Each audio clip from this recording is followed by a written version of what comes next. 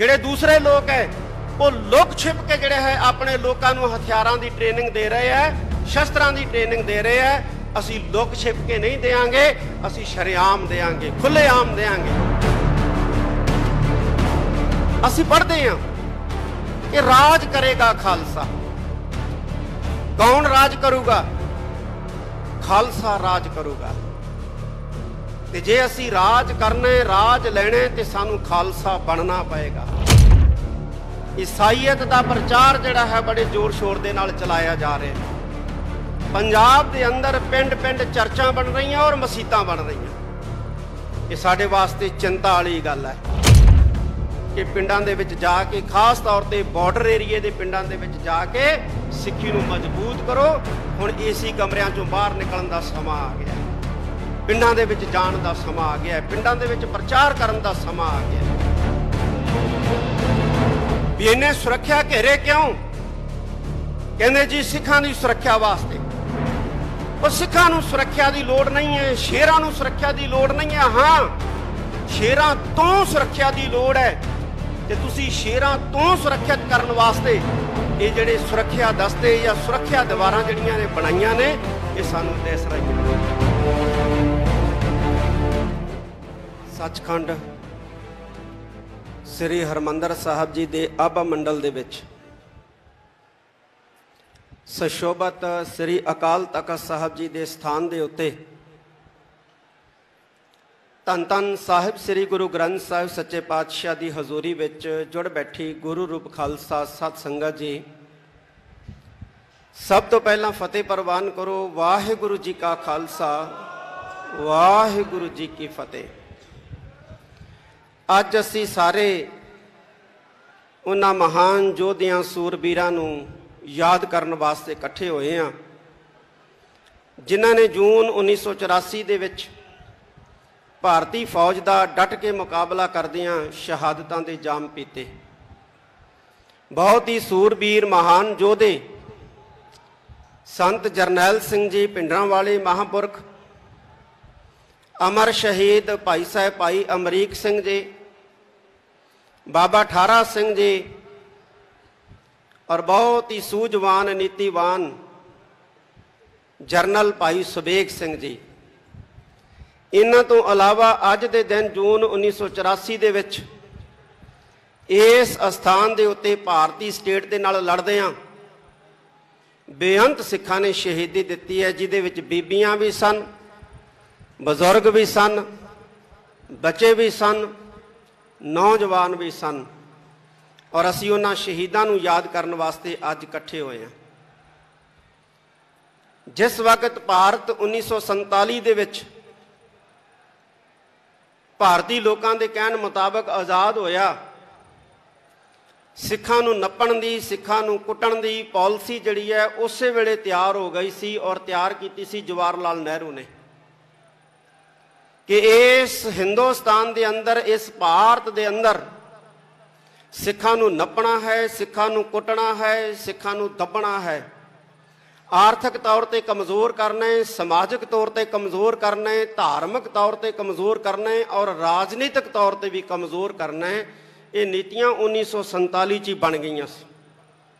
ਔਰ ਉਹਦਾ ਸਿੱਟਾ 1984 ਦੇ ਵਿੱਚ ਸ੍ਰੀ ਅਕਾਲ ਤਖਤ ਸਾਹਿਬ ਸੱਚਖੰਡ ਸ੍ਰੀ ਹਰਿਮੰਦਰ ਸਾਹਿਬ ਤੇ 37 ਹੋਰ ਗੁਰਦੁਆਰੇ ਸਾਹਿਬਾਨਾਂ ਦੇ ਵਿੱਚ ਹਮਲਿਆਂ ਦੇ ਰੂਪ ਦੇ ਵਿੱਚ ਨਿਕਲਿਆ।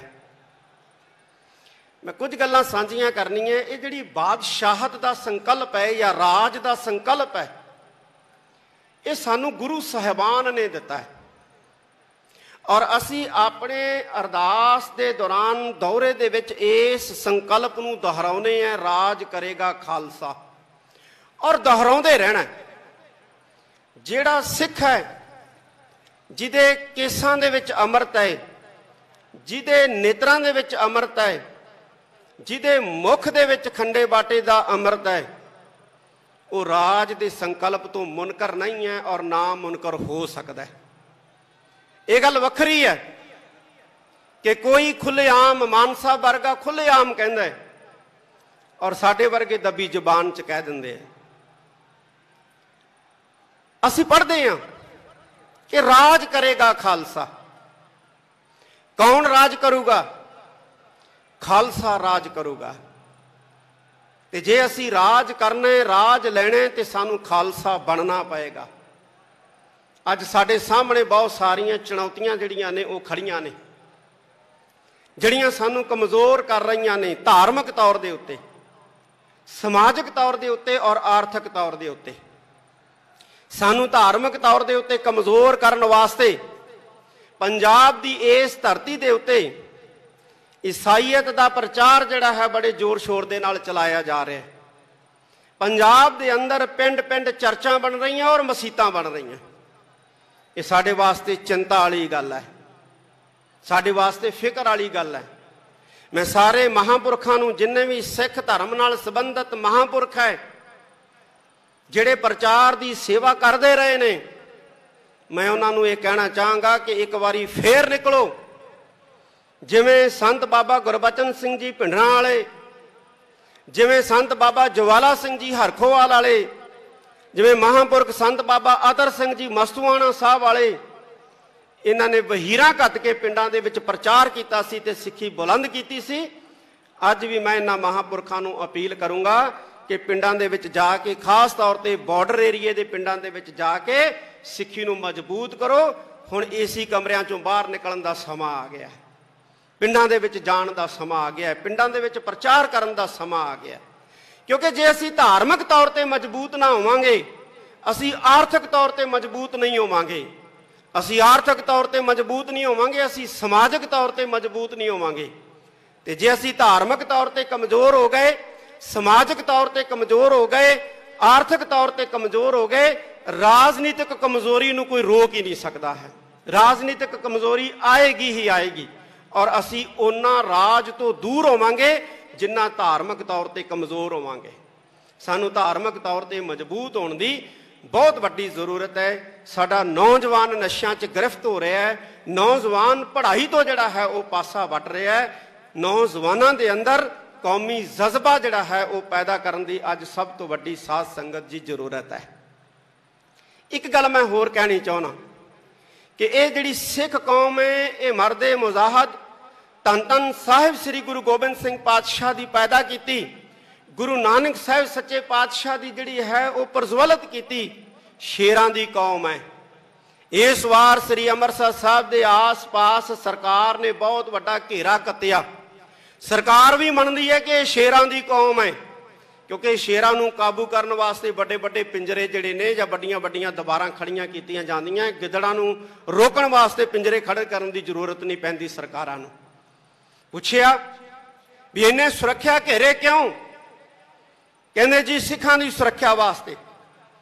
और सिखां नूं सुरक्षा की लोड़ नहीं है, शेरां नूं सुरक्षा की लोड़ नहीं है। हाँ, शेरां तो सुरक्षा की लोड़ है ते तुसीं शेरां तो सुरक्षित करने वास्ते ये जिहड़े सुरक्षा दस्ते या सुरक्षा दीवारां जिहड़ियां ने बनाईयां ने, ये सानूं दिस रहीआं ने। ते शेर जिहड़ा है, जिहड़ा गुरु गोबिंद सिंह महाराज दा पैदा कीता खालसा है, वो किसी ते नहक्का हमला नहीं करता, किसी ते बेवजह जिहड़ा है अपना पंजा नहीं मारदा, बेवजह जिहड़ा है वो किसी वाल दहाड़दा नहीं है।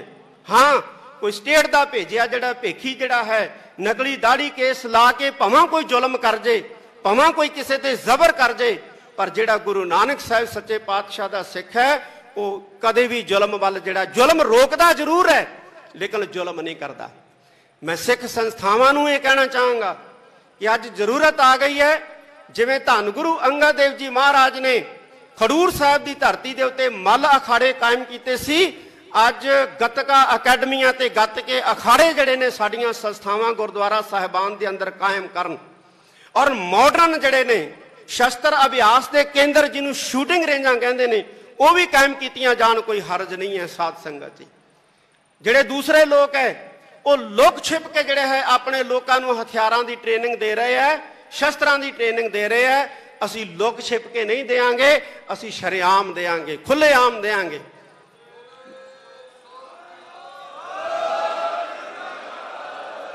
अज वक्त आ गया असी इकट्ठे होइए, असी अपने नौजवानों को नशियां तो बचा के शस्त्र अभ्यास वाले पासे लाइए, बाणी के अध्ययन वाले पासे लाइए और विद्या के लिए उन्होंने इन्ना प्रवीण कर दईए कि साडे सिख नौजवान जिहड़े मुल्क दे विच भी जाण यहूदियां वांगू उन्हां दी इकोनमी नूं जिहड़ा है वो काबू कर लैण।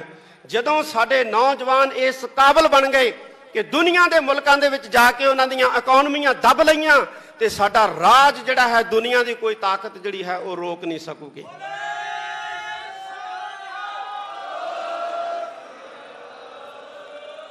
सचखंड श्री हरमंदर साहब, श्री दरबार साहब, श्री अकाल तख्त साहब ते जिन्हें भी हमला किया वो बर्बाद होया है। जिहड़ी पार्टी ने हमला किया वो बर्बाद होया है। और जिहड़े मुल्क ने साथ दिता रशिया वर्गा, उन्होंने एक निक्के जे मुल्क ने जिहड़ा हो वाणी पा रखिया है। और जिन्ना चिर पंथ की शरण दे विच आके सीस नहीं झुकाउंदे रशिया वर्गे, इन्हां नूं टुटणों कोई नहीं बचा सकता, इन्हां नूं डुबणों कोई नहीं बचा सकता और इन्हां नूं मरनों कोई नहीं बचा सकता है। ये गुरु नानक साहब का दर है, गुरु नानक साहब का घर है। अंत दे विच मैं सारियां सत्कारत पोलीटिकल पार्टियां दे खास तौर पर सिख पार्टियां दे आगू बैठे ने, उन्हां दा धन्नवाद करदा है। आप सारी संगत का धन्नवाद, सिख जथेबंदियां संप्रदावां दा, संस्थावां का धन्नवाद। असीं इकट्ठे होके चलीए। पिंडा बड़ा बिखड़ा है साध संगत जी। जो कला बंदा कोई पिंडे के उत्ते सफ़र करता है तो बहुत तंगी आउंदी है, बहुत मुसीबतों का सामना करना पैंदा है। पर जो काफले बना के बिखड़े पिंडियां दे उत्ते तुरिया जाता है मतभेद भुला के, तो उदों बिखड़े पिंडे भी जिहड़े है वो आसान हो जाते हैं। असीं बुलंदियां छूवांगे, गुरु दे बन जाइए। गुरु साडे नाल है, गुरु की असीस साडे नाल है। सारी संगत का बहुत बहुत धन्नवाद। वाहिगुरू जी का खालसा, वाहिगुरू जी की फतेह।